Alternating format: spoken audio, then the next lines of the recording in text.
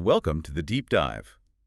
Today, we're really getting into something fundamental, the heart of daily existence, you could say. Mm, We're looking for those insights that, make us genuinely well-informed, not just about ourselves, but maybe the structure of how we all live. yeah, the underlying patterns. Exactly. And our mission, as always in these deep dives, is to pull out the meaning from concepts that might seem simple at first glance. We've got some source material to guide us. Okay. Our focus today comes from excerpts from The Rhythm of Daily Life. Ah, okay. Interesting title. Right. And the core concept, the real anchor point in this text, it's simply daily routine. Just those two words. Daily routine. Yeah. Okay, so let's unpack this a bit. When you have a work called The Rhythm of Daily Life, and it puts daily routine right there front and center. It feels intentional, very deliberate. Absolutely. It's like a signal, isn't it? Asking us to look beyond just, the boring everyday stuff. To see routine as maybe something more fundamental. Precisely. The source actually puts it, let me see.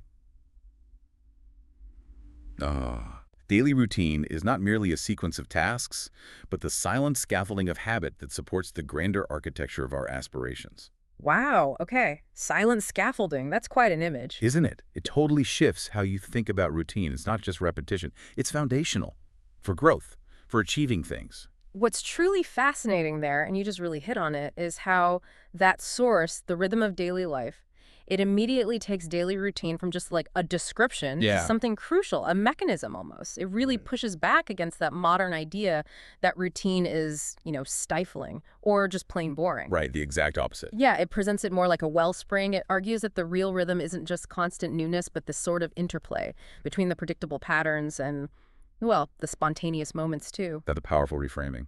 It is. It suggests that it's the intentional, the consistent actions. Those are what actually create the space for freedom, not limit it. Yeah. I find that incredibly compelling because, so often we think routine and we think drudgery. Totally. The daily grind. But the rhythm of daily life just flips that on its head. It's like master the predictable and then you unlock potential for something exceptional. Mm-hmm.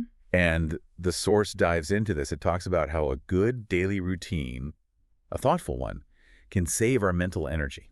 That's a huge one. Oh, definitely. Cognitive load. Yeah, it says, and this really struck me, established routines free the conscious mind from mundane decision-making, allowing precious mental resources to be directed towards creative problem-solving and deeper thought. That's a critical insight from the source, isn't it? It's framing routine as kind of an autopilot for the necessary. Yeah, I like that. To make way for the exception. I mean, think about it. Every morning, if you have to consciously decide every single step, What to wear, what to eat. which route to take, you've already burned through quite a bit of brain power before your day, your real work, even starts. So the rhythm of daily life is basically saying, automate those lower level things with routine. Then you show up to the creative stuff, the problem solving with, a fuller tank. That makes perfect sense. It's strategic. Exactly. A strategic allocation of that limited mental bandwidth we all have. So it's not about being a robot. It's about streamlining the basics so the higher level thinking can actually happen. Precisely. And the source doesn't stop there. It also gets into this surprising connection between routine and presence, being present, which feels almost, counterintuitive. How so? Well, it claims that the deliberate act of making coffee, walking the same path, or reviewing the day's tasks, these routine things, when done with intention, transforms mere habit into a meditative practice, anchoring us to the present moment. Okay. I see where you're going. And that's where the source distinguishes between what it calls dead routines and living routines. Oh, interesting distinction, dead versus living. Yeah. A dead routine is exactly what you mentioned first, that mindless repetition, just going through the motions, not really there. Right. Unfulfilling. But a living routine, as the source describes it, is infused with intention. It's the difference between, say, just mechanically making coffee and actually engaging your senses, smelling the coffee, feeling the warmth of the mug, being in the process. Okay, I get that. Mindfulness in the mundane. Exactly. This mindful approach, according to the text, turns these everyday things into anchors. Little micro moments that pull you into the present instead of letting your mind just drift everywhere. It's about being in the doing, not just, doing it. So it's the quality of engagement, even with tiny actions. That's a powerful distinction. Yeah. Because it means we actually have some agency in this, right?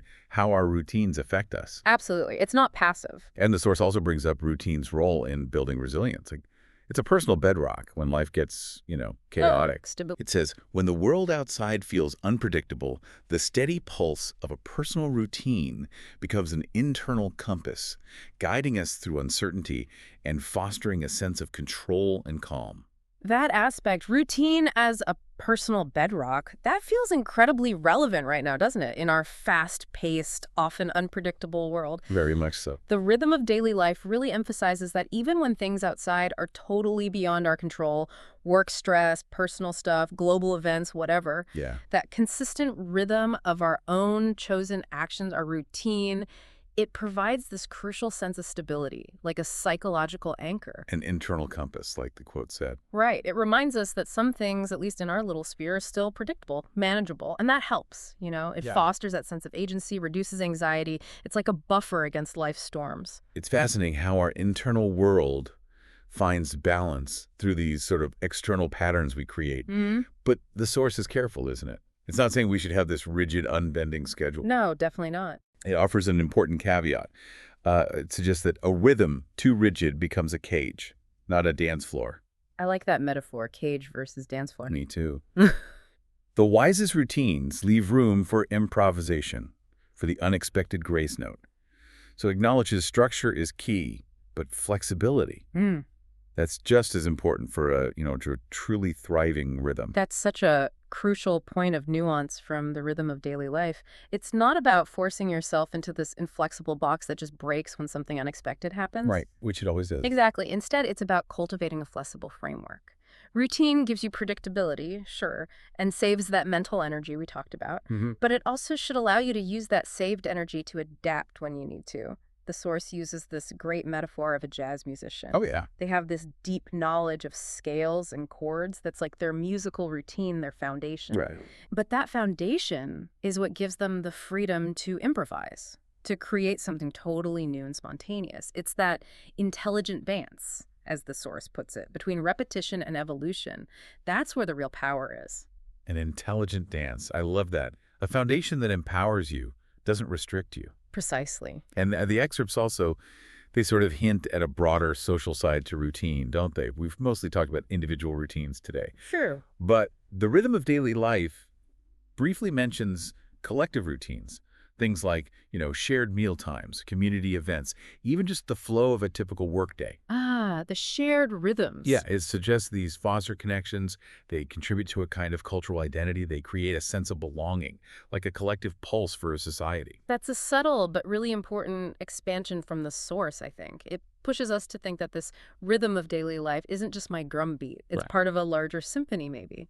Our personal routines, they weave into these bigger societal rhythms all the time. They influence them, and they're influenced by them. Can you give an example? Well, think about the morning commute. It's an individual routine for millions of people, right? Sure. But it's also a massive collective routine that literally shapes how cities function, how traffic flows, when businesses open.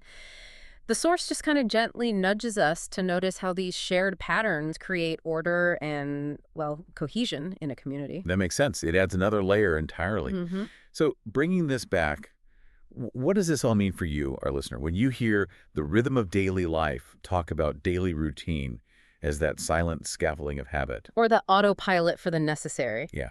What specific areas in your own life pop into your head? Where could you maybe apply some of these ideas? Indeed. And maybe consider that distinction the source makes between dead routines and living routines. Right. The intentionality. Exactly. Are there things in your day that feel like just obligation, going through the motions, and how could you maybe, just maybe, infuse them with a bit more intention or presence, like the source suggests? It's probably not about, throwing out your whole schedule, more about just observing and maybe tweaking, re-engaging with the rhythms you already have. It's about that intelligent dance again, isn't it? I think so. Knowing where structure is really serving you, and maybe where a little bit of improvisation, that grace note, might be exactly what's needed.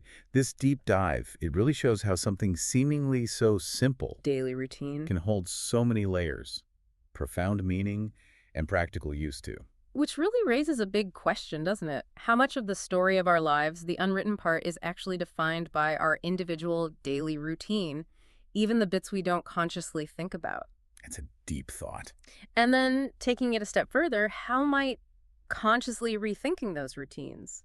How might that not just make us more efficient, but maybe fundamentally change our experience of time, of presence, of purpose, just like the rhythm of daily life seems to suggest? An excellent thought to carry with you.